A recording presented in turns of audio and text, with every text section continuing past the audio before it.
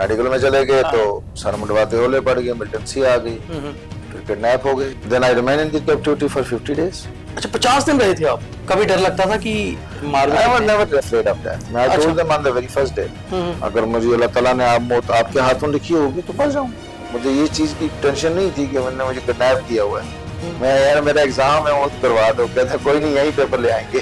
अच्छा, वो आपके लिए भी एक एग्जाम्पल थी। और ये था कि देखो आप कभी भी जब अच्छा काम करेंगे किसी जगह भी रहेंगे लोग आपको याद करेंगे। पॉलिटिक्स में कैसे आना हुआ? उनके कामों को देख के, उनकी खिदमत खलक को देख के दिल में ये था कि भाई लोगों की खिदमत करनी। और हम ये कहते हैं कि उड़ी जो है हिंदुस्तान आज़ाद हुआ 1947 में, उड़ी आज़ाद हुआ 1972 में, क्योंकि तब तक उड़ी में इलेक्शन नहीं होती थी, सिलेक्शन। अपने रूट्स को नहीं कभी भूलना चाहिए इंसान को। जो इंसान अपने रूट्स भूलता है मेरे ख्याल में वो इंसान है। शेख साहब ने अपनी काबीना में उनको लिए खिताब दिया था कि मेरी काबीना का चमकता सितारा मोहम्मद शफी उड़ी है। पीओके के आज के हालात जो हैं पहले से कितने बदले हैं, कैसे देखते हैं? क्योंकि सामने है, चीजें समझ भी आती हैं और पता भी चलता है। हमारे डेवलपमेंट या बाकी हमारे इलाके का तो मुकाबला ही, हम उनसे डेवलपमेंट के फ्रंट पे बहुत आगे। लगता है वापस आएगा पीओके? आना तो उड़ी के रास्ते ही है। वो तो मैं नहीं कह सकता, वो जैसे सेंट्रल गवर्नमेंट कहती है, वो तो दिल्ली वाले कहते हैं ला सकते हैं तो ले। JNK को हिंदुस्तान का ताज बोला, तो ताज को आपने आज ताज के टुकड़े कर दिए, आपने ताज को यूटी बना दिया कि आपने जो 5 अगस्त 2019 को हमारे साथ किया हम उसके अपोजिट हैं। आपने हमारे साथ गलत किया। हैरानी है, मुरलीधरन को जमीन दे दी गई। मतलब श्रीलंका के क्रिकेटर को अब आप जम्मू कश्मीर में जमीन दे दो। हाँ, कॉलेज के बाद गांव से शुरू किया था। अच्छा, फिर टेंडल बिस्को में पढ़ा, फिर सैनिक स्कूल चला गया। अच्छा, सैनिक स्कूल कहाँ? जम्मू मानसबल में। अच्छा, जम्मू में सिलेक्शन हुई। अच्छा, उसी साल मानसबल में खुला, वहां चला गया, 10th तक वहां किया। फिर वापस टेंडल बिस्को आया, 11th 12th वहां से किया। अच्छा, फिर पहले साल सिलेक्शन नहीं हुई मेडिकल में, तो अमर सिंह कॉलेज ज्वाइन किया। जर्नलिज्म का और लॉ का शौक था। अच्छा, I want to become a journalist, I want to become a law, either journalist or law। वकील बनना चाहता था। फिर सेकंड ईयर में मतलब सवाल पूछने का शौक था आपको। अच्छा, फिर आप चले गए मेडिकल में। ठीक, मेडिकल में चले गए तो सर मुंडवाते होले पड़ गए, मिलिटेंसी आ गई, फिर किडनैप हो गए। अच्छा, किडनैपिंग वाली बात करते हैं, वो एक बड़ा मतलब मैंने सुना हुआ है। क्या वो इंसिडेंट क्या हुआ था? क्या एज थी आपकी? क्या इंसिडेंट था? थोड़ा सा। 18 year old था। अच्छा, किस ईयर की बात है? ये 91 की। 91। क्या हुआ था? थोड़ा सा इंसिडेंट बताइए। कि नहीं मतलब कॉलेज जा रहा था, एग्जाम था। अच्छा, कौन सी जगह पर जा रहा था? बेमना में, श्रीनगर शहर में है ना? अच्छा, ठीक, वहीं से उठा लिया। मतलब गाड़ी में। Then I remain in the captivity for 50 days। अच्छा, 50 दिन रहे थे आप? अच्छा, 50 दिन, 18 साल का बच्चा। शफी साहब, मतलब पहले 1-2 दिन तो ये लगा ही नहीं होगा कि, मतलब क्या होता है ना, कई बार उस उम्र में ना एक एनर्जी भी होती है, बंदा वो कहता है कि यार कोई बात नहीं, देखा जाए। कैसा फील कैसा हुआ? आप डर गए थे एकदम से या उनके साथ बातचीत करते रहे? वो आपको कहाँ ले गए थे किडनैप करके? गांव की तरफ। अच्छा, गांव की तरफ ले गए थे। आंखें बंद कर दी आपकी?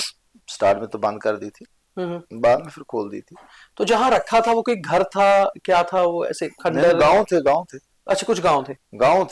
एक दिन एक जगह नहीं रखते थे, मतलब जैसे हम मदाई गांधीनगर है। अच्छा, शाम को हम आंखें बांधते थे, गाड़ी में ले जाते थे? नहीं, पहले दिन बांधी थी। उस समय आपके फादर साहब पॉलिटिक्स में तो बहुत पुराने हैं। हाँ, उस समय गवर्नर रूल था। गवर्नर रूल से पहले एमएलए थे, मिनिस्टर थे। अच्छा, मिनिस्टर थे ना पिछली सरकार में वो। हाँ, तो इसी कारण उठाया था, आपको किडनैप किया होगा कि एक मिनिस्टर का। हाँ, वो उसको ट्रेंड चला था ना, रूबिया सईद किडनैपिंग। हाँ, रूबिया सईद के बाद वही पूछना था मैंने। दुराई-स्वामी, उन दिनों वो एक ट्रेंड बन गया था ना, उन सारे जो वीआईपीज हैं उनके बच्चों को नहीं को उठाया था। फिर लड़के छूटते थे, मिलिटेंट छूटते थे ना। रूबिया सईद के टाइम 3 बंदे छूटे। ये रूबिया सईद और आपकी किडनैपिंग में कितना फर्क था? एक साल का। तो आपका जब हुआ ये भी हाइप उतनी मिली उस समय मीडिया में? बाकी चीजों में बिल्कुल हाइप तो वही थी। कभी डर लगता था कि मार? I was never afraid of death। I told them on the very first day मैंने कहा gentleman who ever you are, I don't अच्छा। नो, पट्टी बांधी हुई थी, कमांडर आया बात करने के अच्छा। लिए, और मैं उसने अपना नाम बताया कि मैं किस टेररिस्ट ऑर्गेनाइजेशन से हूँ, कौन हूँ? वो नहीं। तो फिर दूसरी अच्छा, दिन पता बाद। चला जब अच्छा। उन्हें ऑन किया, okay. But I guessed it अच्छा। On that night only. अच्छा, लोकल थे? लोग तब तो लोकल थे, हाँ, तब तो लोकल टेररिस्ट थे। फॉरेन थे ही नहीं। जी जी। तो क्या बोला उन्होंने आपको? नहीं, मैंने उनको शाम को ही बता दिया तुम किस ऑर्गेनाइजेशन ताल्लुक रखते अच्छा। हो, दे वर स्टन्ड, इसको कैसे पता चल गया? मैंने कहा भाई मुझे पता है, मुझे पता है तुम कौन कितनी देर तक दूर जा सकता है, and I was never afraid of their this thing. I told them one thing. I'm a firm believer of destiny, and अगर मुझे अल्लाह ताला ने आप मौत आपके हाथों लिखी होगी तो मर जाऊं। वो छोटा था, तो मतलब वो मुझे ये चीज की टेंशन नहीं थी कि मैंने मुझे किडनैप किया हुआ है। मैं यार मेरा एग्जाम है वो तो करवा दो, कहता कोई नहीं यही पेपर ले आएंगे। अच्छा। कौन ले आता फिर पेपर? मारते थे कभी? नहीं, कोई एक भी चांटा मतलब टच तक नहीं किया आपको? सिर्फ बस गाड़ी के टाइम जब उठा लिया तो उसको थोड़ा सा रेजिस्टेंस था, कौन हो क्या हो, गाड़ी से उठाया, उस कॉलेज बस से जा रहा था। कॉलेज बस को रोका? कॉलेज बस को ही रोका, उसको दूसरी रोड पे ले लिया और वहां से उतार के ले गया बस। हाँ, और पहले से पता था कि आपको लेना है या आपको पूछा आपका क्या नाम है? नाम पूछा ना। अच्छा, नाम पूछा पहले। हाँ। आपने नाम बताया तो आइडेंटिटी बताओ, नाम बताओ। हम दो और लोग थे, दो और भी थे, मिर्जा रशीद का लड़का मेरे साथ पढ़ता था, भतीजा, उनको भी उठाना था, वो आए नहीं। अच्छा। उस दिन बस में तो आप अनफॉर्चुनेटली चले। अच्छा, घर वाले की तो बुरी हालत हो रही होगी, 50 दिन बहुत होते हैं, फादर मदर तो होता ही है। 50 जब मतलब बीच में कभी ऐसा लगा कि बहुत ज्यादा दिन हो गए हैं शायद अपना छोड़ें? नहीं, ऐसा नहीं था कि नहीं छोड़ेंगे, बट जो इनकाउंटर होते थे, मतलब सामने आमने सामने आर्मी के साथ आमना सामना हुआ, बट फिर वही बात है, इसकी जान सबको प्यारी है। हम इधर से चढ़ रहे हैं, वो उधर खड़े थे, इनके हाथों में भी गन्स थी, उनके हाथों में भी गन्स थी, उन्होंने इनको देखा, इनने उनको देखा, वो इधर हो लिए, इधर हो लिए, क्योंकि अगर ये गन उठाते तो वो भी ब्रस्ट मारते। आपको जब उठाया उसके बाद आपको ये बताया गया कि आपको क्यों उठाया? आपको ये मतलब जैसे कभी बताते हैं कि भाई अगर उनको किसी को हमारे साथियों को छोड़ देंगे तो आपको छोड़ देंगे। हाँ, तो डिमांड्स तो वही थी ना। कितने फिर हुआ कैसे आपको जब छोड़ा? क्या टेररिस्ट छोड़े गए? कुछ नहीं छोड़े गए। तो फिर कैसे छुड़ाया आपको? बस फिर 50 दिन तो देखा कि भाई इनकी बात होनी नहीं है, चलना नहीं है कुछ, बिकॉज हमारी गवर्नमेंट नहीं थी, इट वाज गवर्नर। उस समय गवर्नर थे जगमोहन? गवर्नर था नहीं, जगमोहन नहीं था, जगमोहन भी वापस चला गया था। अच्छा, उसके बाद दूसरे थे, Girish Chandra Saxena. Okay, okay. But छोड़ा नहीं टेररिस्ट को फोर्सेस ने। तो फिर आपको कैसे छोड़ा? मतलब आपको किसी कोई फोर्सिबली फोर्सेस ने छुड़वाया या आपको टेररिस्ट ने? उन्होंने खुद छोड़ा? 4 दिन के बाद उन्होंने देखा बस नहीं होने वाली, प्रेशर भी पड़ गया, स्टूडेंट्स यूनियन का प्रेशर पड़ गया। अच्छा। भाई मैडी को एक निहत्था है, लड़का है, इसका क्या कसूर है? मगर सजा साहब, हैरानगी की बात है कि 50 दिन तक आप स्ट्रांग रहे, कि कोई भी एक 18 साल का बच्चा 50 दिन टेररिस्ट के सामने हो, बंदूक के सामने हो, और कहना यहाँ पर मतलब कैमरा पे अभी बात करना और इसको रियलिटी में फील करना बहुत फर्क है मुझे लगता है। मगर आपका मेंटल लेवल इतना स्ट्रांग था, कैसे हुआ? बस I firmly believe in destiny, I firmly believe in God. और बड़ी बात है जब लोग कहते हैं कि किसी वीआईपी के बच्चे तो बहुत नाजुक होते हैं। आपके फादर मिनिस्टर रहे थे, एक हाँ, तो पॉलिटिकल फैमिली। वो तो मिल्टन ने भी कहा पहले रात को, जब हम एक अंडर कंस्ट्रक्शन मकान में रहे और नीचे घास की वो डाली, उनने घास डाला, उसके ऊपर कंबल डाली, उसके ऊपर 2-2 कंबलें दे दी, 4 इस साइड सोए, 4 इस साइड, बीच में मैं सो गया और मैं बड़े मस्त हो गया।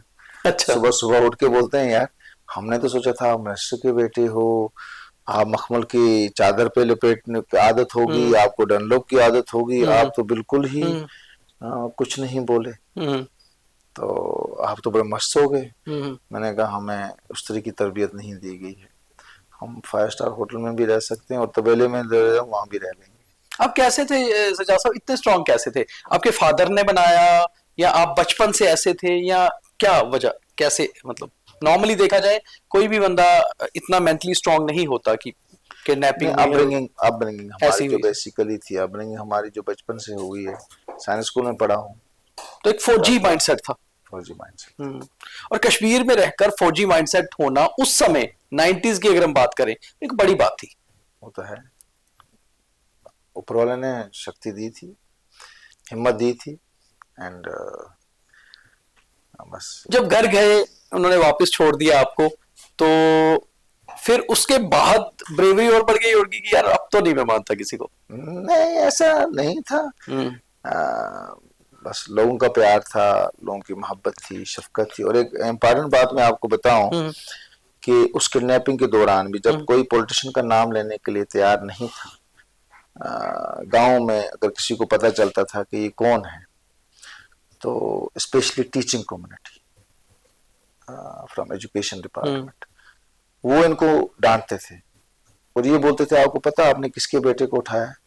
ही has been a pillar of honesty. वो एक मैन ऑफ प्रिंसिपल्स रहे हैं और एक ऑनेस्ट मिनिस्टर रहे हैं, आपने इनके बेटे को नहीं उठाना चाहिए था। तो उस वक्त वो चीज बड़ी फख्र महसूस होता था कि देखो इस मिलिटेंसी में भी जब पॉलिटिशियन का नाम लेने के लिए कोई तैयार नहीं है, तो देखो इस दूर दराज इलाका, कहाँ हमारा उड़ी, कहाँ श्रीनगर से उठाया गया और कहाँ बड़गाम के दूर दराज इलाके में मुझे रखा गया, वहां पे भी लोग ये चीज बोलते हैं। और एक बड़ी मजेदार इंटरेस्टिंग चीज मैं आपको बताऊं कि अब हर जगह ले जाते हैं, मतलब एक जगह नहीं रखते थे। जैसे हम गांधीनगर शिफ्ट करते रहते थे, तो आज दिन में गांधीनगर रह गए, शाम के टाइम मूवमेंट कर देते थे, शास्त्री नगर चले गए, दिन को शास्त्री नगर रह गए, वहां से गंगयाल चले गए, तो ऐसे मूव करते। तो एक दिन उसका जो मिलिटेंट कमांडर था तो वो चला गया, मुझे ले गया अपने ससुराल। तो कहा जी, अच्छा अपने ससुराल ले गया? तो कहा जी आज उस तरफ जाएंगे। मैंने, मुझे क्या था, जहां मर्जी ले जाना। ठीक। तो जब कमरे में बैठा तो वहां पे बाहर मैंने आवाज सुनाई, कॉरिडोर में तू में थोड़ा सा ऊंची आवाज सुनी। मैंने कहा शायद साले जी बोल रहे होंगे, यार तुमने किडनैप्ड आदमी को कहाँ यहाँ लाया, अभी छापा पड़ेगा, मुसीबत हो जाएगी। तो कुछ टाइम के बाद उनके साले जी अंदर दाखिल हुए, तो मुझे कहते हैं आप ठीक हो, आप खैरियत से हो? मैंने कहा जी खैरियत से हूँ, लेकिन आप मेरे इतने खैर ख्वाह, नहीं मैं आपको छुड़वाऊंगा, इनने आपको क्यों उठाया है? मेरे लिए बड़ा आश्चर्य हुआ। तो मैंने कहा यार इस जगह पे कोई मुझे जानने वाला नहीं और ये कैसे कह रहा है? मैं कहा नहीं ऐसा कुछ नहीं है, मैं ट्रीट कर रहे हैं, अब इनको हैंड ओवर किया गया है ऑर्गेनाइजेशन ने, श्रीनगर वाली ने इनको हैंड ओवर किया है, तो ऐसा कुछ नहीं, पर आप मेरे लिए इतना क्यों चिंतित हैं? Then he told me a story. कहता है वेल मैं एजुकेशन डिपार्टमेंट में क्लास 4th। अच्छा। एंड ये जगह है मेरा और ये जो मुझे रिज़्क मिल रही है ये ऊपर वाले की देन है और आपके वालिद साहब की देन। अच्छा। तो मुझे भी इंटरेस्ट हो गया। आपके फादर साहब एजुकेशन मिनिस्टर रहे थे? एजुकेशन मिनिस्टर रहे थे। तो मैंने कहा वो कैसे? तो फिर उसने मुझे कहा कि मैं इस स्कूल में, हाई स्कूल था या हायर सेकेंडरी थी, कहा इधर मैं स्वीपर का काम करता था। उस स्वीपर को ना 50-100 रुपया दे देते थे सफाई करने के। तो कहा यहाँ चपरासी जो है ये रिटायर हो गया क्लास 4th पियान। तो मैंने प्रिंसिपल को कहा कि मुझे लगाओ। उसने कहा मैं नहीं लगा सकता। कहा कौन लगाएगा? कहा डीओ लगाएगा। उन्होंने चीफ एजुकेशन अफसर को डिस्ट्रिक्ट एजुकेशन अफसर बुला दिया। तो उसके पास गया, कहता मैं वहां गया तो उनको मैंने कहा, उसने कहा मेरे पास इतने पावर्स नहीं है कि मैं लगा सकता। कहा अगर मिनिस्टर लिख के दे दे तो लगा सकता। अच्छा। कहा मैं उसको, मैंने कहा कौन है? कहा मोहम्मद शफी उड़ी है। मैं ढूंढते ढूंढते तुलसी बाग आया। तुलसी बाग में हमारा रेजिडेंस होता था श्रीनगर में। कहा वहां आया, वहां बैठा तो मिनिस्टर साहब के अंदर थे, उन्होंने छोड़ा नहीं तो वेट किया। कहा मिनिस्टर साहब गाड़ी से बाहर आए तो मैं गाड़ी के सामने खड़ा हो गया तो गाड़ी रोकी। कहा बोलो बेटा क्या बात है? कहा मैंने कहा जनाब इस तरह की बात है, वहां पोस्ट वैकेंट हुई तो मुझे उसमें लगा दीजिए। तो कहा एप्लीकेशन दे दो। तो कहा मेरे पास एप्लीकेशन ही नहीं। अच्छा। कहा कोई कागज दे दो है? तो मेरे पास कागज भी नहीं था। तो गाड़ी में ढूंढा लेटर पैड तो नहीं मिला। कहा सिगरेट पीते हो? कहा बड़े डिटों की तरह। कहा जनाब पीता हूँ। कहा सिगरेट की डब्बी दो। अच्छा। सिगरेट की डब्बी ली, उसको फाड़ा तो अंदर से साफ होता है। उसके ऊपर लिखा है DO Budgam appoint him against the available vacancy. अच्छा। और उससे उसी नौकरी लग गई। उस सिगरेट की डब्बी पे लगाऊं। तो अब मुझे बताइए कि मैं आपके लिए लड़ूं नहीं तो क्या करूं? So that was a that was a big thing for me कि मतलब वो आपके लिए भी एक एग्जाम्पल थी। एग्जाम्पल थी। और ये था कि देखो आप कभी भी जब अच्छा काम करेंगे तो किसी जगह भी रहें लोग आपको याद करते हैं। मैं तो वहां पहुंच ही नहीं सकता जो उन्होंने खिदमत खलक की है, जो उन्होंने अपने 52 ईयर्स ऑफ पॉलिटिकल लाइफ में काम किया है, जो इतने साल वो मिनिस्टर है, education, social welfare, sports, higher education, health, medical education, हाँ, फाइनेंस, अलग अलग डिपार्टमेंट्स एग्रीकल्चर, रूरल बहुत सारे लोगों के डेवलपमेंट, साथ जुड़े हुए। Cooperative, animal husbandry, sheep husbandry. So आधे से ज्यादा मिनिस्ट्री उन्होंने देखी। जितना काम उन्होंने किया है, ये रहबरी तालीम स्कीम जो है ये उन्होंने लाई अपनी लास्ट मिनिस्ट्री में। 70,000 चूल्हे जलाए, 70,000 सोल्स। इसका सबसे बड़ी ऑर्गेनाइजेशन है रहबरी तालीम की। Last time minister Farooq Abdullah की सरकार में थे फारूक अब्दुल्ला की सरकार, उड़ी साहब, फारूक अब्दुल्ला 96 से 2002 तक। 2002 तक। अच्छा डॉक्टर साहब, आप पे आते हैं जरा। बनना चाहते थे जर्नलिस्ट या एडवोकेट, फिर उसके बाद डॉक्टर चले बन गए, गए। बन गए डॉक्टर, और फिर फाइनली पॉलिटिक्स में आ गए। जी। पॉलिटिक्स में कैसे आना हुआ? मतलब फादर साहब चाहते थे, फादर साहब कभी शफी साहब चाहते थे आप पॉलिटिक्स में आए, या आप चाहते थे? फादर साहब नहीं हाँ। चाहते थे। उनके कामों को देख के, उनकी खिदमत खलक को देख के दिल में ये था कि भाई लोगों की खिदमत करनी है। जी। और बड़ी बात मैं आपको बताऊं कि उन्होंने हमें डॉक्टरी भी क्यों करवाई, कि वही कहते थे कि इट्स नोबल प्रोफेशन, ये खिदमत खलक है, इधर आप किसी की जान बचा रहे हैं। सो इसलिए, और उस जमाने में भी मेडिकल प्रोफेशन बड़ा क्लीन प्रोफेशन माना जाता था, इसमें आज उसमें भी मिलावटें आई। बिल्कुल। तो वो ये चाहते थे कि भाई एक ऑनेस्ट लाइफ अगर गुजारी जा सकती है तो इसी प्रोफेशन में, एक तो लोगों की खिदमत की जा सकती है, लोगों की जान बचाई जा सकती है। तो इसलिए वो खिदमत खलक वहां पे की 20 साल। कितने 20 साल आप एज ए प्रोफेशनल डॉक्टर आपने काम किया? किस स्ट्रीम के डॉक्टर साहब? I was simple MBBS doctor. MBBS क्योंकि तब तक मैंने माइंड में बना लिया था कि I have to join politics. अच्छा। क्योंकि जो उनकी लेगेसी थी, वालिद साहब को देख के कि लोगों की खिदमत करनी चाहिए। देखिए मैंने अपनी पूरी कैंपेन में भी ये बात लोगों से की, मैंने कहा मुझे कुछ नहीं चाहिए। And my father has come from a village which is near line of the control. बिल्कुल। फिर he started his career as a teacher. Then उस जमाने में 71 बैच के केस ऑफिसर सिलेक्ट हुए। और हम ये कहते हैं कि उड़ी जो है, हिंदुस्तान आजाद हुआ 1947 में, उड़ी आजाद हुआ 1972 में। क्योंकि तब तक उड़ी में इलेक्शन नहीं होती थी, सिलेक्शन होती थी। किसी को अलाउ नहीं किया जाता था, राजवाड़ों का जमाना था। बिल्कुल। तो कभी एक राजा कभी दूसरा राजा एमएलए बनता था, किसी को अलाउ नहीं किया जाता था कि तुम उनके खिलाफ इलेक्शन। डॉक्टर साहब, मैं आपके आने से पहले ना अपने कलीग्स के साथ डिस्कस कर रहा था उड़ी के बारे में, कि उड़ी इंडिया के हिसाब से कितना इंपॉर्टेंट है, और कितना इंपॉर्टेंट और उसका हिस्टोरिकल अलग से एक वैल्यू है। वो बहुत जरूरी है बात करना। पहले मैं एक चीज पूछना चाहूंगा कि देखिए, आपके फादर साहब का नाम है मोहम्मद शफी उड़ी, आपका नाम डॉक्टर सज्जाद शफी, आप उड़ी भी लिखते हैं आगे। तो ये ना नॉर्मली ट्रेंड हुआ करता था पंजाब में, खासतौर पे कुछ और जगहों पे, राजस्थान साइड की, अपने एरिया का नाम साथ लगाना। तो अपना शफी साहब ने ये उड़ी नाम शुरू से साथ लगाया, या ये आपकी फैमिली का पुराना ट्रेडिशन है कि ये नाम चलता है? ये वालिद साहब के टाइम ही बना, उन्होंने शुरू किया, लोगों ने बोलना शुरू किया। अच्छा। पॉलिटिक्स में लोगों ने बोला। एंड हम बेसिकली देखिए, हम हमेशा इस चीज पे बिलीव करते हैं कि अपने रूट्स को नहीं कभी भूलना चाहिए इंसान को। जो इंसान अपने रूट्स भूलता है, मेरे ख्याल में वो इंसान ही नहीं। और वी ओ टू उड़ी, उड़ी ने उनको बनाया, और उन्होंने उड़ी को फेमस किया of his dedication, of his honesty, of his efficiency. And Sheikh Sahab ने अपनी काबीना में उनको लिए खिताब दिया था कि मेरी काबीना का चमकता सितारा मोहम्मद शफी उड़ी है। सो हमने, उड़ी ने हमें बनाया, तो हमने उड़ी को अपना वापस नाम दिया। इनफैक्ट आपकी बात बिल्कुल सही है कि जम्मू एंड कश्मीर में कोई भी कॉन्स्टिट्यूंसी है, उसको उस कॉन्स्टिट्यूंसी के नाम से उस कॉन्स्टिट्यूंसी को शोहरत नहीं मिली नहीं, है, हाँ, उस तरह से। उस तरीके से जिस तरीके से उड़ी को शोहरत। अच्छा, उड़ी एक मैप में भी बहुत अलग जगह पे आता है और इंडियन स्ट्रेटेजिकली बहुत इंपॉर्टेंट जगह है, क्योंकि लाइन ऑफ कंट्रोल पे है पूरा का पूरा। और उड़ी मुजफ्फराबाद बस सर्विस भी शुरू हुई, यानी कि अगर हमने पीओके जाना है तो उड़ी के रास्ते जाना है। बिल्कुल। तो अब ये जो बात चल रही है, आपको क्या लगता है, बिकॉज आप बिल्कुल लाइन ऑफ कंट्रोल की कॉन्स्टिट्यूंसी के एमएलए हैं, विधायक हैं, आपको लगता है कि पीओके के आज के हालात जो हैं पहले से कितने बदले हैं, कैसे देखते हैं आप? क्योंकि सामने है, चीजें समझ भी आती हैं और पता भी चलता है। हमारे डेवलपमेंट या बाकी हमारे इलाके का तो मुकाबला ही नहीं। हम्म, हम उनसे डेवलपमेंट की फ्रंट पे बहुत आगे। जहां हमारी हेल्थ सेक्टर स्टार्ट होता है, उनका हेल्थ सेक्टर खत्म होता है।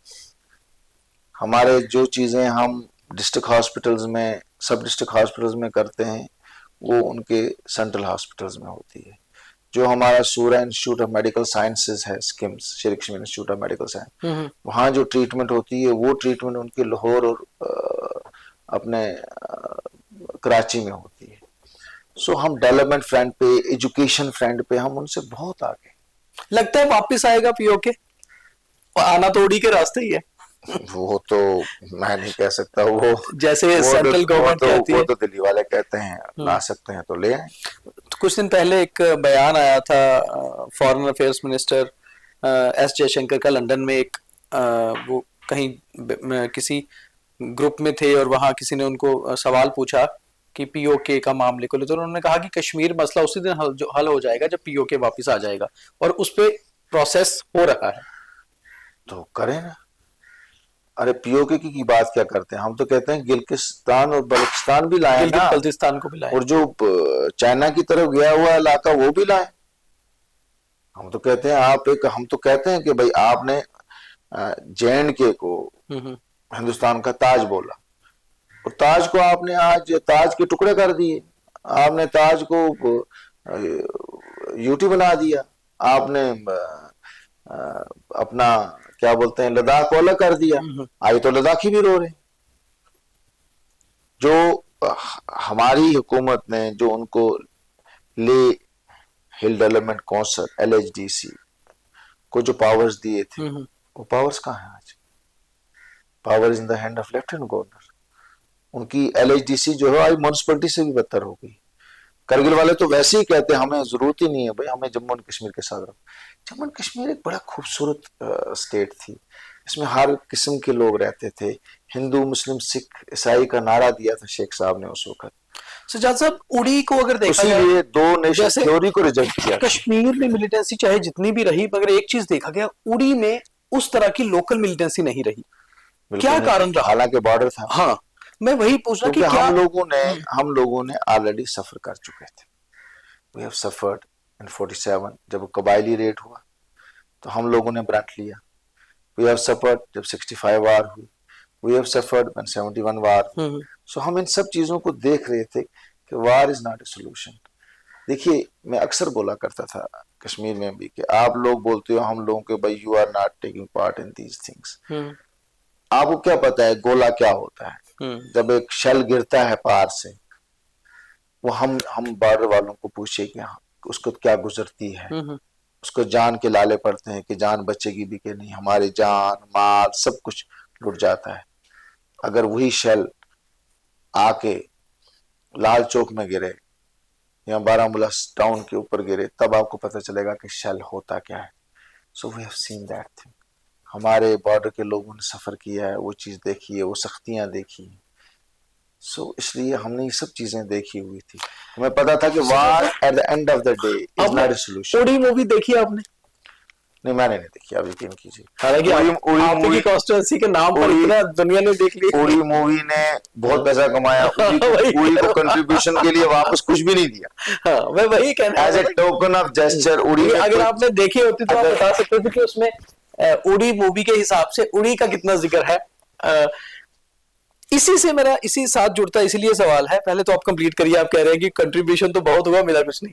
हाँ, अब देखिए ना, जिस उन्होंने करोड़ों कमाए उससे, बिल्कुल, लेकिन उनका एक फर्ज बनता था कि उड़ी में कोई चीज तो आके बनाते जी, और देखा था उन लोगों के लिए कोई सुविधा ही रख देते उस प्रोडक्शन के फिल्म प्रोडक्शन वाले कुछ इतने करोड़ रुपए कमाए तो कुछ करोड़ वहां भी एक टोकन ऑफ लव दे देते, वो तो उन्होंने किया नहीं दिया। और एक्सैजरेशन बहुत होती है, मूवी तो मूवी होती है।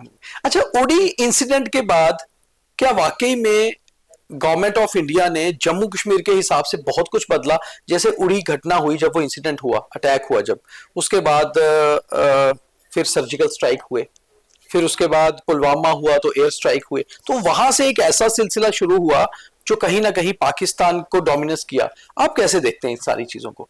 क्या उड़ी घटना ही एक टर्निंग पॉइंट था कश्मीर में चेंजेस लाने का? नहीं, ऐसा कुछ नहीं था। देखिए, घटनाएं तो पिछले 30 साल से हो रही है, बड़ी बड़ी घटनाएं हुई, बड़े बड़े मैसेकर्स हुए, वनहामा किलिंग हुई, चिटी सिंहपोरा किलिंग हुई, तो ऐसा नहीं था। मगर उसके रिएक्शन नहीं हुए ना, इस बार रिएक्शन दिया गवर्नमेंट ऑफ इंडिया ने। गवर्नमेंट ऑफ इंडिया ने रिएक्शन दिया। देखिए दीपक जी, मैं eight the end of the day बोलूंगा आपसे कि वार इज नॉट ए सोल्यूशन। मरे वहां से, मरे यहाँ से, तो ह्यूमन ही तो है। हमारी वही 47 पार्टीशन से पहले तो एक ही फैमिली तो थी। I think partition is the bitter lesson for all of us. आपकी कॉन्स्टिट्यूंसी में कितने लोग होंगे जिनके पाकिस्तान ऑक्यूपाइड कश्मीर में अभी भी रिश्तेदार हैं, परिवार के लोग हैं, या बटे हुए डिवाइडेड फैमिलीज? आप देखिए, जब हमारी उड़ी मुजफ्फराबाद बस चली तो कितनी चहल पहल रही। वो लोग यहाँ आए, वो लोग यहाँ मिले, वो लोग यहाँ गए, वो आके उन्हें हमारी हॉस्पिटैलिटी देखी। Kashmir is famous for its hospitality, Jammu and Kashmir is famous for its hospitality.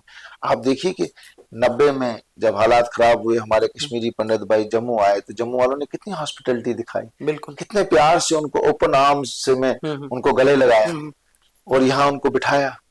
Jammu Kashmir की हॉस्पिटैलिटी का कोई मुकाबला नहीं, वो जम्मू हो, लद्दाख हो या कश्मीर हो। आप डॉक्टर साहब एक लिटरेट पर्सन है, एक लर्नड पॉलिटिशियन है, एमएलए भी हैं, अब इलेक्टेड लेजिस्लेटर हैं, आप क्या देखते हैं जेएंडके की प्रॉब्लम का सल्यूशन?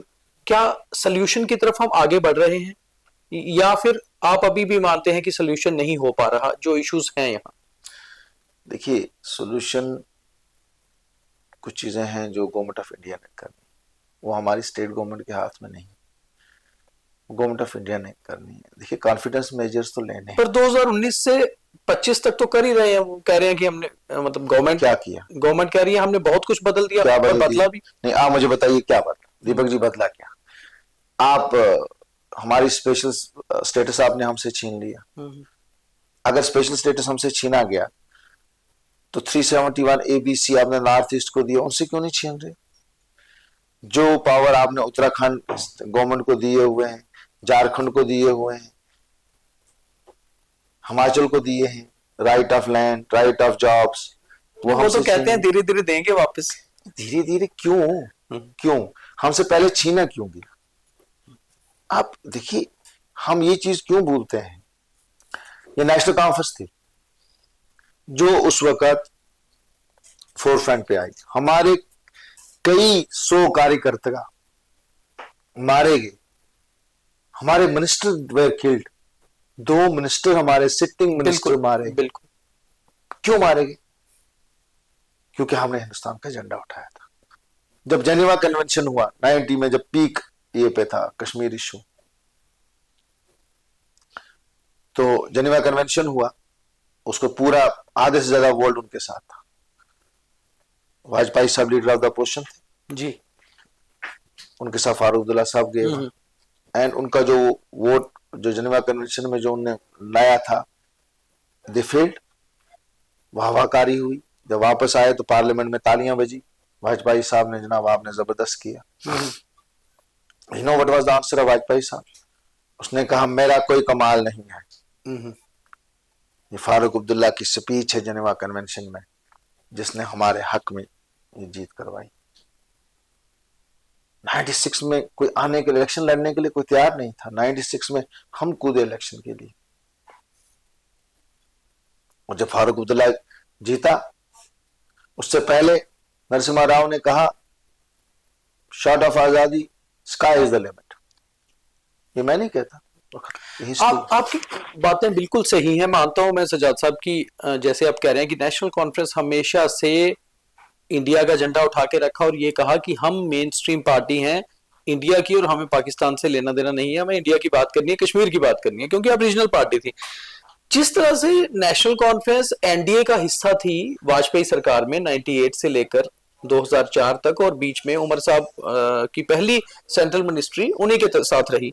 क्या आप मानते हैं कि आज भी अगर नेशनल कॉन्फ्रेंस और बीजेपी मिलकर गवर्नमेंट चलाए तो वो ज्यादा बेटर होगा जम्मू कश्मीर के लिए? ये क्वेश्चन ऑफ गवर्नमेंट चलाना नहीं, गवर्नमेंट चलेगी हम तो ही ये चीजें कहते सॉल्व हैं, होंगी। नहीं हम ये कहते हैं जी। इफ यू आर सिंसियर, हम तो ये कहते हैं कि हमारा स्टेटहुड तो रिस्टोर कीजिए। देखिए कोई भी चीज चलाने के लिए कोई भी कॉन्फिडेंस नहीं, हो सकता है कि एनसी आप एनडीए में होते तो शायद स्टेटहुड वापस आ चुका होता, ऐसा लगता है आपको? ये तो हमारा देखिए आप सियासत तो आप यूपीए का हिस्सा है ना। हम यूपीए, तो उससे क्या होता है? हिंदुस्तान में कितनी वो रियासतें तो है, हैं मगर जो जो जो यूपीए का हिस्सा है? फिर आप क्या सब रियासतों को डिसमिस कर रहे हैं? आप सब रियासतों को गिरा रहे हैं? ये पीपल्स वर्डिक्ट है। सवाल ये है कि हमारे पहली बात है कि आपने जो 5 अगस्त 2019 को हमारे साथ किया, हम उसके अपोजिट हैं। आपने हमारे साथ गलत किया। स्पेशल स्टेटस तो हमारा छोड़ दीजिए, आपने हमारी रियासत को 2 हिस्सों में तकसीम कर दिया। क्या यही कारण है कि एनडीए का हिस्सा नहीं बनी नेशनल कॉन्फ्रेंस? हाँ, सबसे बड़ा हिस्सा तो बिल्कुल ये one of the main reasons. कैसे बन सकती है? जो जमात आपके टुकड़े कर दे और इलेक्शन इन्होंने नहीं करवाया, वो तो सुप्रीम कोर्ट ने करवाया। हम तो आभारी हैं सुप्रीम कोर्ट के। सुप्रीम कोर्ट ने इलेक्शन करवाए और इन्होंने सुप्रीम कोर्ट को बोला कि हम जल्द से जल्द स्टेटहुड वापस देंगे। प्राइम मिनिस्टर साहब यहाँ कैंपेन में आए और यहाँ पे बोला कि हम स्टेटहुड वापस कर, हम आपका इलेक्शन हो जाएंगे, आप पत्रकार दोस्त में आप इलेक्शन कीजिए, हम आपको स्टेटहुड दे देंगे। जी जी। होम मिनिस्टर साहब ने पार्लियामेंट में बोला कि आप ये कीजिए तो हम आपको, और वो कह रहे हैं कि अभी सिचुएशन नहीं है जिससे कि वापस किया जाए। आप मानते हैं सिचुएशन इज ओके, पीसफुल है? बिल्कुल है। मुझे बताइए कब सिचुएशन, मतलब कौन सी सिचुएशन आप चाहते हैं? देखिए सजाद साहब, अगर बात करें कश्मीर से ज्यादा बुरे हालात तो अब जम्मू में। पिछले 1 महीने में जम्मू में 5 यूथ जो है वो घर से गायब होते हैं, मिसिंग होते हैं, फिर उनकी बॉडीज मिलते हैं। कल ही अभी 2 दिन पहले ही 2 और युवक जो है वो कठुआ से लापता हो गए हैं। तो ऐसे में कुछ टेररिस्ट इंसिडेंट भी हुए हैं। तो गवर्नमेंट तो ये कह रही है कि ये हालात नहीं है कि स्टेटहुड वापस पिछले 7 साल में हालात, फिर पिछले 7 साल से तो हुकूमत इनकी चल रही थी ना, दे आर कंट्रोलिंग ना, सिविल गवर्नमेंट तो बिल्कुल एमएचए के तहत। आप मुझे बताइए, तो फिर आप फेल हो गए ना, हम तो फेल नहीं। कश्मीर के हालात को आप कैसे देखते हैं डॉक्टर साहब? आज के प्रेजेंट हालात कुछ सुधरे हैं पहले से? क्या सुधरे? जैसे स्ट्राइक्स नहीं हो रही, पत्थरबाजी बंद है। स्ट्राइक नहीं हो रही है, पत्थरबाजी नहीं हो रही है, वो ठीक है, वो एक एस्पेक्ट है। आप मुझे बताइए अनएम्प्लॉयमेंट कहाँ पहुंच गई? Jammu and Kashmir is number 1 in the whole of the country in unemployment. आप ये देखिए कि माय हार्ट ब्लीड्स। देखिए मैंने यहाँ पढ़ा है, मेरा दिल जलता है जब मैं देखता हूं यहाँ पे हमारी मार्केट का हाल। देखिए बिल्कुल संसान पड़ी हुई है, 70% 80% सेल ऑफ, कोई खरीदने वाला नहीं। होता क्या था दीपक जी? सिविल गवर्नमेंट होती थी, दरबार मुंह होता था, उस दरबार मुंह के ऊपर बड़े शोर मचे है जी, बड़ा एक्सपेंडिचर होता है, खर्चा होता है, उससे डबल तो ट्रिपल तो आप बाहर वालों को दे के चले गए। हमारी रेत, हमारी बाजरी, हमारे एसेट्स बाहर वाले ले गए। हम किसी के खिलाफ नहीं, लेकिन हमारी स्टेट के एसेट्स स्टेट वाला लेना। यहां नौकरियां जम्मू एंड कश्मीर का नागरिक लेता था, यहाँ की जमीन जम्मू और कश्मीर के नागरिक को थी कि वो ले सकता था, बाकी कोई लीज पे ले सकता था। हैरानी है, मुरलीधरन को जमीन दे दी गई है। मतलब श्रीलंका के क्रिकेटर को अब आप जम्मू और कश्मीर में जमीन दे रहे हैं। पर वो चले गए हैं वैसे छोड़कर, दूसरी स्टेट में चले गए हैं। अब मुझे नहीं सवाल दी ना, हाँ पहले दी और उन्होंने, पर वो अब उन्हें देखा होगा हुआ तो हिसाब किताब नहीं आया होगा।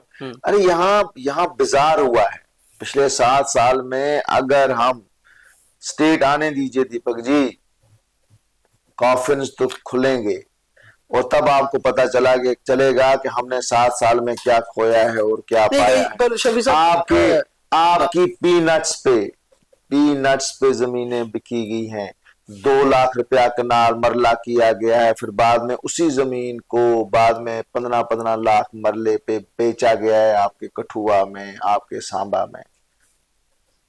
बाजार हुआ है और मुझे लगता है कि सबसे ज्यादा ब्रांड जम्मू को हुआ है, आप माने या ना माने।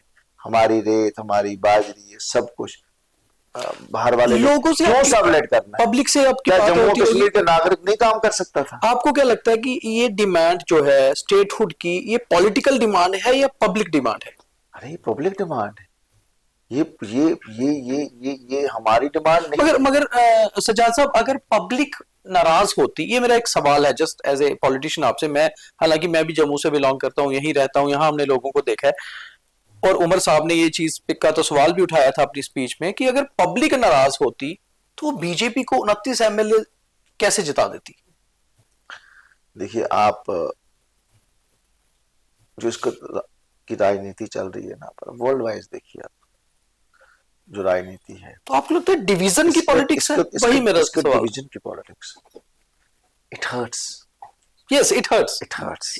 इस पेज पे मैं आपके साथ हूं कि मतलब हम सेम पेज है में कि एक ये बुरा लगता है कि ऐसा नहीं होना चाहिए, नहीं होना। डेवलपमेंट की राजनीति हो। मगर इसका सोल्यूशन क्या है? इसका सोल्यूशन लोग हैं, लोग आया है, लोग समझते हैं। कितनी बार आप लोगों को तो लोगों को कैंपेन में पॉलिटिशियंस, जैसे आपकी ही पार्टी, अगर आप कहते हैं कि हम सबसे बड़ी सेकुलर जमात है जम्मू कश्मीर की, आप समझाने में क्यों फेल हुए कि लोग समझ क्यों नहीं पाए कि ये हमारे हक में कौन है या हमारे लिए बेटर कौन है? या तो हमारे यहाँ के जम्मू के पॉलिटिशियन समझा नहीं सके, हमने कश्मीर में समझाया, वो तो समझ गए। क्योंकि वहां देखिए यहाँ तो कोई बड़ी पॉलिटिकल पार्टी तो नहीं बनी थी ना, यहाँ भाजपा थी, कांग्रेस थी जी, इक्का दुक्का पैंथर थी, मतलब एक दो सीटों पे, वो भी फिर भीम सिंह जी की डेथ के बाद तो बिखर गई। दो पार्टियां मेन पॉलिटिकल पार्टियां हुई थी और तीसरी हम थे। खिता चनाब और पीर पंचाल में हमारे ज्यादा डोमिनेंस थी और जम्मू में थी। सवाल है कि यहाँ कोई नई पॉलिटिकल पार्टी नहीं बनी, लेकिन कश्मीर में तो बनाई। कश्मीर में तो बहुत सारी पार्टी बनाई, लेकिन अल्टीमेटली कश्मीर के लोग जो थे पॉलिटिकली बड़े अवेयर थे, उनको पता था कि क्या करना चाहिए और क्या नहीं करना चाहिए, तो वो तो समझ गए। तो यहाँ के लोगों को डिवीजन की पॉलिसी बना के, पॉलिटिक्स सिखा के वोट तो मांग लिया, लेकिन कितनी देर आप लोगों को बेवकूफ बनाएंगे? ज्यादा देर नहीं बना सकते। अगर आपने सरकार बना ली नेशनल कॉन्फ्रेंस में और चला भी रहे हैं, मेजोरिटी गवर्नमेंट भी है, मगर गवर्नमेंट पावरफुल ज्यादा है या अपोजिशन बीजेपी पावरफुल ज्यादा है? अगर लोगों के काम की बात करें, मेरा पावर कहना वो मतलब है। देखिए ऐसा कुछ नहीं है। क्या आप लोगों के काम करवा पा रहे हैं? बिल्कुल। जो हम देखिए, फिर वही बात आई, दो कश्तियों में सवार होकर कश्ती डूबती है। हम क्यों स्टेटहुड की बात कर रहे हैं? हम क्यों मुद्दा वहां पहुंचते हैं कि भाई हमारा स्टेटहुड वापस किया जाए? टू पावर सेंटर्स जो हैं वो स्टेट को तबाह करेंगे। जो ब्यूरोक्रेट्स भी हैं वो भी परेशान है, हमारी बात सुनते हैं तो एलजी साहब नाराज हो जाते हैं। जब आपने पावर डिस्ट्रीब्यूशन का पता ही नहीं, होम डिपार्टमेंट जो है वो होम मिनिस्ट्री के अंडर है, बिल्कुल, आईएएस ऑफिसर्स आपने एलजी के अंडर कर दिए हैं। अब वो बेचारे तो काम करना चाहते हैं हमारे साथ, वो तो गवर्नमेंट के साथ काम करना चाहते हैं, लेकिन वो ट्रांसफर उनके पास नहीं है, गवर्नमेंट के पास जी। We only can recommend and governor साहब हैज टू डिसाइड। सो जब तक ये चीज दूर नहीं होती, हम क्यों स्टेटहुड की बात? देखिए जहां भी हो, घर का बड़ा होता है, वालिद साहब होते हैं, घर का एक ही होता है, बिल्कुल। तो जब एक ही घर का होता है, डिसीजन लेता है, तो बच्चे भी उसी को फॉलो करते हैं। अगर घर में 3 पावर सेंटर बन जाएंगे तो घर का क्या हाल होगा? सज्जाद साहब, आपकी बात सही है, मगर अगर स्टेटहुड मान के चलिए कि अगर नहीं कुछ महीनों में आती या अभी और समय लगता है, तो ऐसे में नेशनल कॉन्फ्रेंस क्या गवर्नमेंट चलाती रहेगी या फिर आप कोई और रुख अपनाएंगे? यानी कि मतलब इसी तरह चलता रहेगा या कुछ पार्टी के अंदर कुछ और बात चल रही है कि हम ये एक डेडलाइन देंगे, इस समय तक नहीं होता है तो फिर हम? देखिए हम ये बात लोगों के बीच में डाल रहे हैं, लोग आया है, लोग अक्लमंद हैं, लोग समझ रहे हैं जी, और हम जो हमसे हो रहा है वो हम कर रहे हैं। हमसे जो चीज होती है, देखिए मैं फर्मली एक चीज पे बिलीव करता हूं कि जमहूरियत जो है, गवर्नमेंट जो है, it's for the people, by the people, of the people जी, और सरदारी अवाम का हक है। जो सरदारी हमसे 7 साल छीनी गई, लोग देखिए किन हालात में, हमारी अनएम्प्लॉयमेंट कहां पहुंच गई है, बेरोजगार इतने हैं, हमारे डेली कैजुअल लेबरर्स का क्या हाल है, हम उनको नहीं मुस्तकिल कर पा रहे हैं। हमारे हाथ में वो चीजें नहीं है, कई चीजें जो हम करना चाहते हैं हम नहीं कर पा रहे हैं। इसीलिए हम ये बात लोगों के बीच में डालते हैं कि भाई स्टेटहुड हम क्यों चाहते हैं। स्टेटहुड आएगी तो पावर सेंटर एक होगा, हम खुद फैसला कर सकते हैं हमें कहां कटौती करनी है, कहां क्या करना है, कहां पे हमें बेरोजगारी को दूर करना है, कहां पे हम रोजगार दे सकते हैं, कहां पे हम डेली वेजेस को कंफर्म कर सकते हैं, हमारे हाथ में। आपने कहा जनता को हमने कह दिया है, उनको बता रहे हैं। अगर जनता फैसला लेगी, क्योंकि आपको वोट देकर जनता ने जिताया है, और अगर कश्मीर की जनता कहती है कि अगर स्टेटहुड नहीं आता तो आप गवर्नमेंट छोड़ के बाहर आ जाइए, तो आप गवर्नमेंट छोड़ के बाहर आ जाएंगे? जनता के फैसले से कौन हट सकता है। मैं आज अगर यहाँ पे खड़ा हूँ as a legislature, I am only because of my people. अगर लोगों ने मुझे वोट नहीं दिए होते, मैं दीपक जी, मैंने जो इलेक्शन लड़ा है वो वन अगेंस्ट ऑल था। बिल्कुल बिल्कुल। और क्या क्या नहीं किया गया, सब चीजें यूज की गई, आरक्षण दिया गया था उसको भी इस्तेमाल किया गया, सब पार्टियां इकट्ठी हुई, बीजेपी ने अपना कैंडिडेट खड़ा नहीं किया, कांग्रेस ने कैंडिडेट खड़ा नहीं किया, अपनी पार्टी के लीडर अल्ताफ बुखारी साहब वहां से बैकआउट कर गए और कहा कंसोलिडेशन के लिए मैं छोड़ रहा हूं, उन्होंने वहां छोड़ दिया, और सब जमातें एक तरफ होगी और एक तरफ मैं था। लेकिन लोगों का प्यार, लोगों की मोहब्बत, माओ बहनों की दुआएं थी, लोगों का साथ था, and I got the highest votes in the Kashmir Valley। बिल्कुल बिल्कुल। सो ये लोगों की, हम तो लोगों के नौकर हैं, मैं तो लोगों का सेवक हूँ, और मैं लोगों के लिए यहाँ आया हूँ। मुझे अपना कोई पर्सनल कोई बेनिफिट नहीं है, मैं कोई अदरवाइज मैंने अगर अपनी लाइफ उस तरीके से गुजारनी होती तो मैं तो अच्छी जगह पे था, मैं आज डायरेक्टर होता। सजाद साहब, आपकी कॉन्स्टिट्यूंसी जो है, हालांकि देखा जाए हम लोग ये कहते हैं कि कन्याकुमारी से कश्मीर तक जो है अभी ट्रेन से जुड़ गया है देश, मगर कश्मीर के बारामूला तक ट्रेन पहुंची है। आपकी कॉन्स्टिट्यूंसी में ट्रेन कब जा रही है? हमें क्या प्रोजेक्ट है? रेलवे सर्वे हुआ है, स्टार्टिंग है सर्वे, और मैं चाहता हूं कि ये ट्रेन जो है ये बराबर जिस तरह वाघा तक जाती है, तो इसी तरह ये ट्रेन जो है मेरे आखिरी गांव दुलांजा तक जाए, ताकि पार वाले भी देखें कि यहाँ पे भी रेल सर्वे से यहाँ भी तरक्की की जो है एवेन्यूज हैं, और यहाँ पे हम तरक्की की राह पे हैं।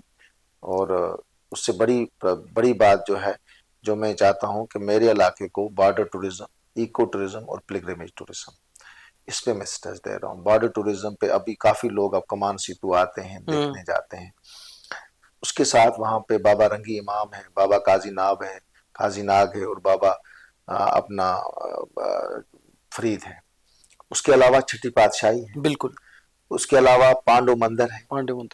तो मैं मतलब सेकुलरिज्म की एक मिसाल है उड़ी। बिल्कुल। और आपको मैं बताऊं कि जब मिल्टन सी पीक पे भी थी तो मेरे उड़ी से लोग भागे नहीं, मेरे ना सिख भाई भागे ना मेरे हिंदू भाई। अच्छा, आपकी कॉन्स्टिट्यूंसी की एक और खासियत है, अगर मैं सही हूं, कि नॉन कश्मीरी लोग हैं मैक्सिमम, पहाड़ी हैं, गुज्जर हैं, नॉन कश्मीरी हैं, और पहाड़ी भी बोलते हैं, और जम्मू से भी कनेक्शन है उनका। मेरे लोग तीनों लैंग्वेज जानते, और मेरा उड़ी 1965 से पहले पुंछ के साथ मिला हुआ था। पुंछ में भी आप देखेंगे हवाई अड्डे वाली पट्टी पे आप देखेंगे वहां लिखा हुआ है उड़ी 45 माइल्स। लेकिन reason best known to madam Gandhi कि उन्होंने दर्रा हाजी पीर उनको दे दिया। क्यों दिया मेरी समझ से बाहर है। तब तक हम पुंछ और उड़ी कनेक्टेड थे और हमारा कल्चर यहाँ से पूरा मिलता था। तो उसके बाद ये कट ऑफ हो गया, और हमारा तो मेरी कॉन्स्टिट्यूंसी तो मुजस्मा है इस चीज का, हिंदू मुस्लिम सिख इतिहाद का। और वहाँ पांडव मंदिर है, छठी पातशाही है, और बुजुर्गों की दरगाहें हैं, और साथ में इको टूरिज्म को मैं फरोग देना चाहता हूँ, क्योंकि वहां पे हमारा मारखोर जो जानवर है रियर स्पीशीज, वो सिर्फ उड़ी में वाइल्ड लाइफ सेंचुरी और लच्छीपुरा वाइल्ड लाइफ सेंचुरी में पाया जाता है। और तीसरी बात यह है कि हमारा कनेक्शन जो है एक शहर से गुलमर्ग के साथ मिलता है, तो हम उसको रूट को भी ट्रैक आउट करना चाहते हैं ट्रैकिंग के लिए, और ताकि अगर कोई गुलमर्ग से आता है, कोई टूरिस्ट आता है गुलमर्ग के लुत्फअंदोज होने के लिए, वो वहां से डायरेक्ट रोड से उड़ी भी जाए, कमान सीतू भी जाए, और उसको भी कनेक्ट करें। और दूसरा जो मेरा मेन है वो है पावर, चिराग तले अंधेरा। हम उड़ी जो है पावर जनरेट करते हैं। 3 पावर हाउसेज हैं, हाँ। पावर जनरेट करते हैं और पूरे नॉर्दर्न इंडिया को देते हैं, लेकिन हमें वो पावर नहीं मिलता, उसके बेनिफिट्स हमें नहीं मिले हैं। उस पावर का जो पावर शेयरिंग मिनिस्ट्री तो अब आपके सीएम साहब के पास अब है, है। तो अब उन्होंने कोई अब जो शेयर था जो जी। था उड़ी 2 से जो हमें 13% जो government of Jammu and Kashmir को मिलता, उसमें 1% का जो पैसा था, देयर वाज एन करोड़, जो हमें सिर्फ डेवलपमेंट ऑफ उड़ी के लिए करना था, जो आज तक हमें नहीं दिया गया है। उसके बाद मुहरा पावर हाउस, हम हेरिटेज पावर हाउस है, मुहरा पावर हाउस महाराजा के टाइम में बना हुआ था, तो वो डैमेज है। हम चाहते हैं कि उस पावर हाउस को वापस किया जाए। उससे 3 चीजें होंगी दीपक जी। रेलवे बनेगी, पावर हाउस होगा, उड़ी 1 स्टेज 2 भी होने वाला है, बेरोजगारी दूर हो जाएगी। मेरे जो बेरोजगार इंजीनियर्स, MBA, टेक्निकल असिस्टेंट्स जो जिन्होंने कोर्सेज किए हुए हैं, वो लोग सब बेकार हैं, मजदूर तबका बेकार है। मैं चाहता हूं कि ये प्रोजेक्ट्स उठें ताकि लोगों में बेरोजगारी दूर हो जाए। सजा साहब, आखिरी सवाल है मेरा कि हालांकि ये बहुत बड़े फैसले होते हैं इंटरनेशनल लेवल पे कि कल को पाकिस्तान के साथ रिलेशन कैसे होंगे, या टेररिज्म खत्म करेगा पाकिस्तान तो बातचीत होगी या क्या होगा, मगर एज ए MLA उड़ी, आपको लगता है उड़ी मुजफ्फराबाद रास्ता या वो तो एक ट्रेड शुरू हुआ था, वो होना चाहिए? बिल्कुल होना चाहिए। देखिए, हम अभी भी ये कहेंगे कॉन्फिडेंस मेजर्स लेने चाहिए। हम गवर्नमेंट ऑफ इंडिया से भी और गवर्नमेंट ऑफ पाकिस्तान से भी कहेंगे कि ये रूट, ये ट्रेड दोबारा स्टार्ट किया जाए।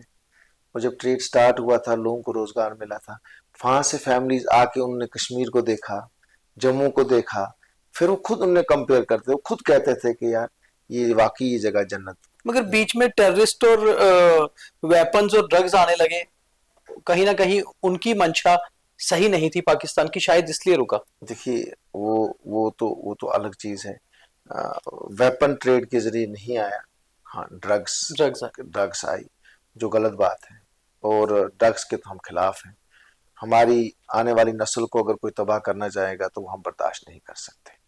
और जो लोग भी उसमें इन्वॉल्व हैं, मुझे तो लगता है कि उनके खिलाफ सख्त से सख्त कार्रवाई होनी चाहिए।